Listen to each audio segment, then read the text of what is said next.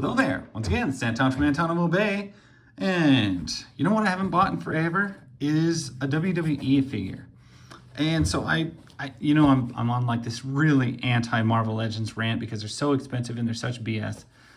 I don't know. These are kind of starting to get up there too. But I am starting to get, it's still not quite as bad. So this is a Mattel figure. It's an Elite, so you got pretty good articulation and all this stuff. And that's pretty good to be said. But also these are creeping up in price pretty significantly, but still I'm getting more quality on a lot of stuff. I think this was like 22. These used to be like 17 or 18 at Walmart. They are creeping up a lot, and this is probably the last one I'm going to pick up unless I really see something fantastic. I have not seen Dakota Kai since I don't really watch much wrestling anymore. I have not seen Dakota Kai.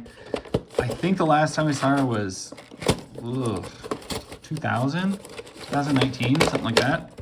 So I have no idea what she's been up to since then. I'm going to try and rip this thing open, Zack Ryder style, which I know is a different name now, but still.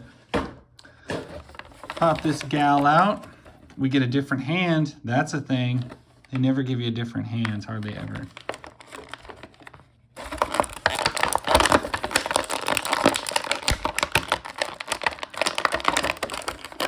Arrgh.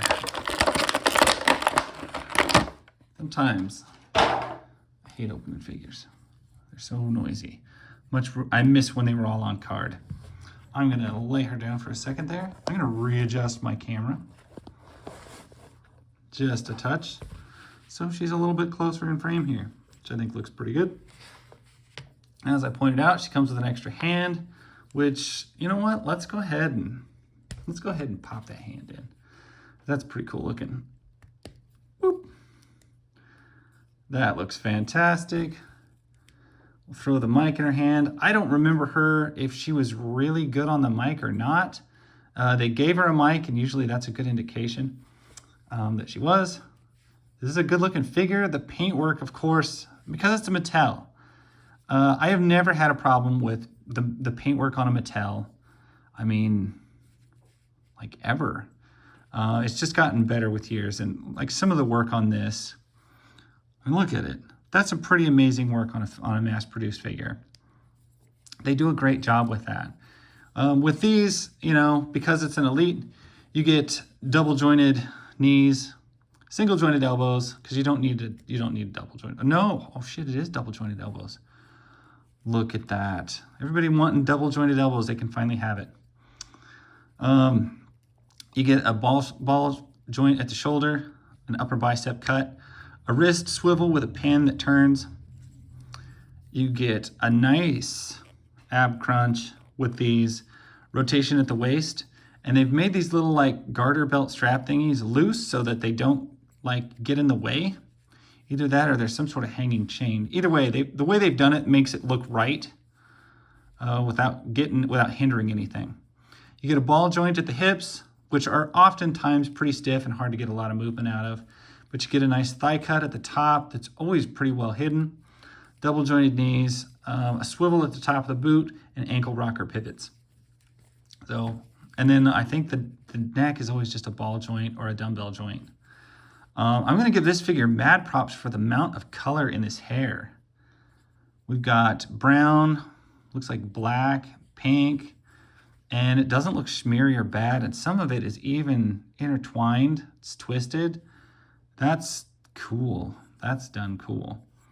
And honestly, this is what keeps me shopping for these occasionally. And whenever I see one, I'll keep buying it. Is this amazing paint jobs that they put on stuff. Even with their tattoos, the screen printing that they use on those. It's awesome. I mean, it really does look good. And that amount of detail in a figure that's also pretty rough and tumble. It's not like fragile. It's not like an old or like it's not like a neck or anything where you're afraid of breaking it. They're tough. I don't think I've ever broke one of these, maybe once. And so that's an aspect I really like about these.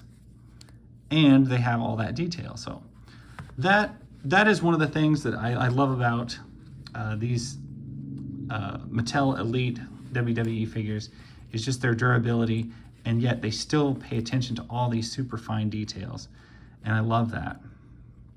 As far as Dakota Kai goes, this is vastly superior to her old figure, which I think was just a basic. I mean, I loved it, don't get me wrong, but this one is stellar. Looks like there's been a lot of development in her character and everything like that. That I'm not familiar with, but I don't have to be to appreciate a really good action figure. So when it comes to these, is it something I would recommend?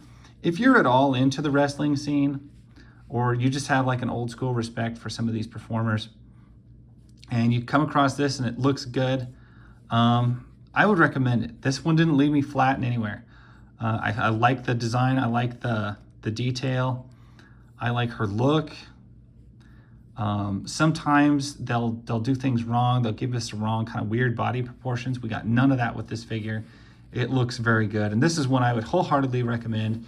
If you are at all a fan of the character, go pick this one up. It's awesome. It's going to look great next to my Shotzi Blackheart. So anyway, thank you so much. That's my story. Catch you guys later. Bye.